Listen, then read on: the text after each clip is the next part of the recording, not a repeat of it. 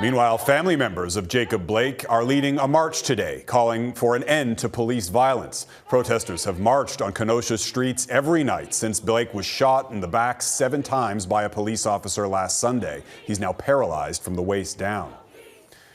And rallies were also held in cities across Canada, calling on their local officials to defund police and invest in social services. Morganne Campbell has more on whether those calls are being answered.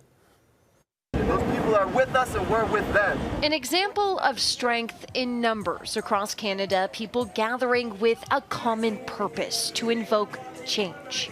It's heartwarming to see that there's more people there's other people who actually care. The Coalition for BIPOC Liberation held a nationwide day of action in several cities Saturday, including Toronto, Montreal, Moncton, and Calgary, calling for municipalities and regions to cut their police budgets by at least half and reinvest that money in social services and communities. It's actually not such a radical extremist idea. It's actually something that's been happening for years. To approach things with kindness and compassion and give people access to resources to rehabilitate themselves. The movement has gained momentum over recent months following the death of George Floyd during an altercation with Minneapolis police and several other high-profile cases in Canada. We are confronting structural changes.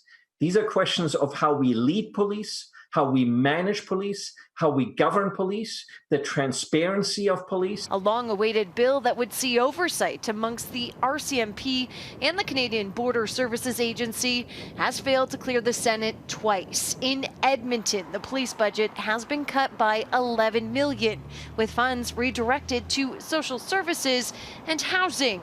Toronto voted against a 10% cut to its police budget. However, its force recently adopted the use of body cameras, a measure which critics say isn't necessarily a step in the right direction. It puts the attention on the individual sworn members instead of asking the broader structural problems that I think ultimately the defund movement is trying to lay bare. Activists say much of the concern also involves the issue of systemic racism, and current measures aren't evolving fast enough. It takes a lot out of you, and it takes a lot for you to do your natural everyday stuff with this stuff in the back of your mind. Morganne Campbell, Global News. And as the rally in Montreal was wrapping up, protesters toppled a statue of John A. Macdonald, Canada's first Prime Minister. That statue has been the frequent target of vandalism in recent years, with protesters citing Macdonald's treatment of Indigenous people.